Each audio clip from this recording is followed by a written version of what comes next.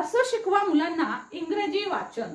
Yes, असं शिकवा. कशा पद्धतीने इंग्रजी वाचन तुम्ही मुलांना शिकवू शकणार आहात?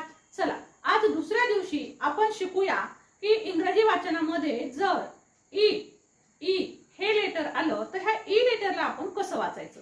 डे 1 मध्ये आपण शिकलो होतो की सगळ्या शब्दांना एबीसीडीचे जे अल्फाबेट आहेत त्या सगळ्या अल्फाबेटला एक विशिष्ट असा उच्चार असतो आणि तो उच्चारच महत्त्वाचा असतो इंग्रजी वाचनासाठी.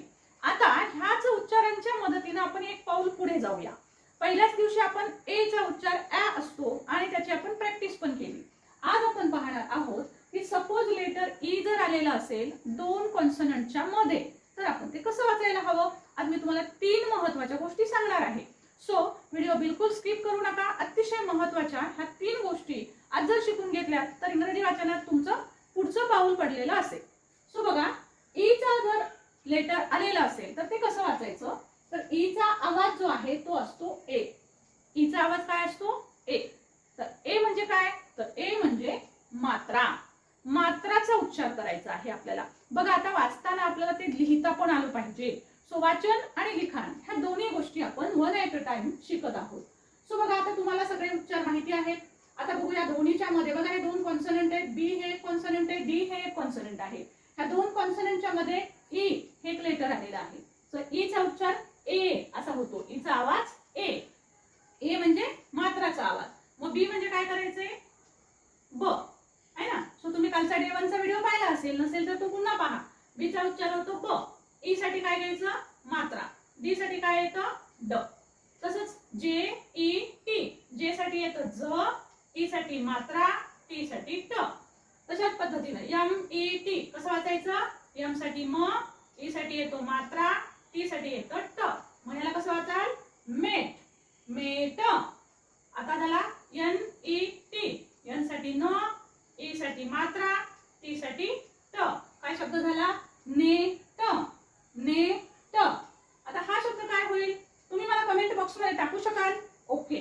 सो बघा, ह्या 3 शब्दांचे उच्चार मला तुम्ही कमेंट बॉक्स मध्ये लिहून पाठवा.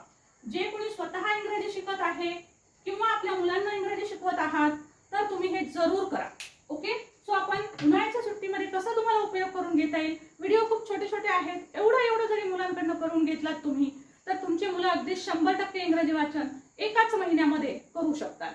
सो बघा, आता पुढे जाऊया. हे 3 तुम्ही करणार आहात. आता याचा उच्चार बघूया. एच चा उच्चार ह, ई साठी मात्रा द्यायचा आहे, एन साठी येईल न. सो हा होईल हेन, हे न, हेन. सो तसाच हा काय होईल मग? डी ई, डे न, देन, देन. हा तर तुम्हाला वाचताच येतो. मी तुम्हाला वाचून पण दाखवायची गरज नाही पडणार आहे. सो तुम्ही मला कमेंट बॉक्स मध्ये याचा उच्चार लिहा. Okay. So F E D. F साठी येतो फ, ई साठी मात्रा, ड, फेड. मी तुम्हाला सांगितलं ना, मी 3 गोष्टी शिकवणार आहे. एक गोष्ट शिकवली मी की 2 कॉन्सनंटच्या मध्ये जर लेटर ई आलं तर ई चा उच्चार करायचा ए म्हणजे मात्रा. आता बघा, आता इथे एक नवीन गोष्ट शिकूया. आता इथे आपण डब्ल्यू चा उच्चार घेणार व, ई चा घेणार मात्रा. आता इथं तुम्हाला 2 एल दिसतील. सो 2 एल साठी तुम्ही काय घेणार? हा एक ल, ओके, आणि हा एक ल. Right. Just a sec. Sorry for the disturb. Okay, sorry for the disturbance once again. So see here, जर एल एल साठी आपण काय लिहिणार मग? एल चा उच्चार ल, एल चा उच्चार ल. परंतु असं 2 वेळेस लिहिलं तर आपण वाचावं कसं लागेल? वे ल ल, वेलल. तर वे ल ल असं वाचायचं नाही. जेव्हा डबल लेटर आलेला असेल तेव्हा त्याचा एकच उच्चार लिहायचा. बघा, ही झाली दुसरी गोष्ट जी मी महत्वाची सांगितली तुम्हाला की डबल लेटर आलेला असेल तर आपल्याला उच्चार एकच लिहायचा आहे आणि वाचताना पण एकदाच वाचायचंय. वे ल. राईट. कळाली दुसरी गोष्ट? तशीच इथं पण आहे बघा. एस ई साठी लिहाल तुम्ही से आणि इथं ल ल, से ल ल असं म्हणायचं नाही. सो दोन्हीसाठी आपल्याला एकच एल लिहायचा आहे. ही झाली दुसरी महत्वाची गोष्ट. आता मी शिकवणार आहे तिसरी महत्वाची गोष्ट. बघा, प्रत्येक व्हिडिओ मध्ये आपण अत्यंत महत्वाच्या अशाच गोष्टी शिकणार आहोत. सो तिसरी महत्वाची, आणि या सगळ्यांवर तुम्हाला जर भरपूर प्रॅक्टिस करायची असेल तर स्टडी मटेरियल साठी मला तुम्ही कॉल करू शकता. यस, कॉल करा किंवा मेसेज करा या ग्रुपवर. स्पष्ट शब्दामध्ये मेसेज असावा म्हणजे मला त्याला उत्तर देता येईल. ओके. सो तुम्ही मला स्पष्ट शब्दामध्ये लिहा की आम्हाला ही जी तुमची सिरीज चालू आहे इंग्रजी वाचनाची तर त्याच्यावरचं आम्हाला स्टडी मटेरियल हवं आहे. वगैरे अशा पद्धतीनं तुम्ही मला मेसेज करा. ठीक आहे. सो आता आपण तिसरी गोष्ट शिकूया. आता बघा, मी तुम्हाला आधी सांगितलं सी आणि सी अशा दोन शब्दांच्या मध्ये जर हे आलं तर इथं सगळीकडे आपण 3 लेटर पाहिले. इथं 4 लेटर आहेत पण तो डबल लेटर आहे. पण असे पण काही शब्द येतात बघा, जसे इथं आहेत 4 लेटर आहेत पण इथं पाहिलं तर हा पहिला कॉन्सनंट आहे आणि इथं जर पाहिलं तुम्ही तर शेवटी तुम्हाला 2 कॉन्सनंट एकत्र दिसतील पण वेगवेगळे आहेत, है ना.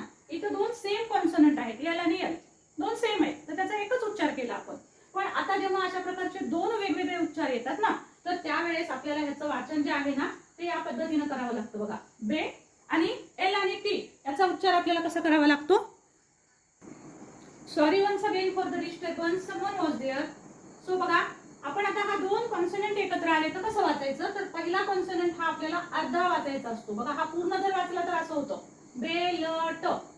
बघा आपण असं लिहितात विद्यार्थी आणि वाचताना पण असंच वाचतात बे ल ट. आता मॅडमने उच्चार शिकवलेत, आवाज शिकवलेत. सो एलचा आवाज ल, टीचा आवाज ट. मग कसं वाचतात बे ल ट. तुमची लहान मुलं पण असंच वाचतील. त्यांना नीट समजावून सांगा की हे असं नाही वाचायचं, तर हा अर्धा वाचावा लागतो बघा. त्याला कसं वाचायचं, हा अर्धा आणि हा पूर्ण. हा अर्धा म्हणजे याचा काना नाही वाचायचा आहे आणि वाचताना ल चा उच्चार म्हणजे पहिला जो कॉन्सनंट असतो तो शॉर्ट वाचायचा आहे, आखूड वाचायचा, लहान वाचायचा. बेल्ट बेल्ट, बेलट असं नाही, बेल्ट बेल्ट. ल चा उच्चार छोटा करायचा.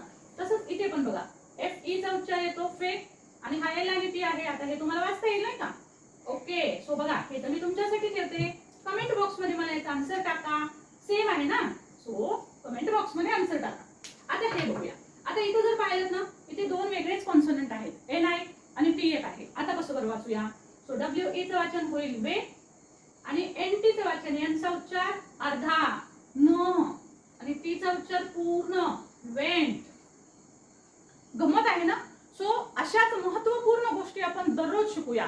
2 किंवा 3 किंवा 4 गोष्टी डेली आपण नवीन नवीन शिकूया आणि उन्हाळ्याच्या सुट्टीमध्ये मस्त मजा करत करत इंग्रजीचं वाचन आपण पूर्ण करूया. एकाच महिन्यामध्ये 100% गॅरंटी. सिरीज मिस करू नका. चॅनलवर नवीन असाल तर चॅनल जरूर सबस्क्राईब करून घ्या. बेल आयकॉनचं बटन दाबा. पुढच्या व्हिडिओची वाट पहा. पुढच्या व्हिडिओत नवीन कोणत्या गोष्टी मॅडम घेऊन येणार आहे. Thank you so much for watching. Thank you.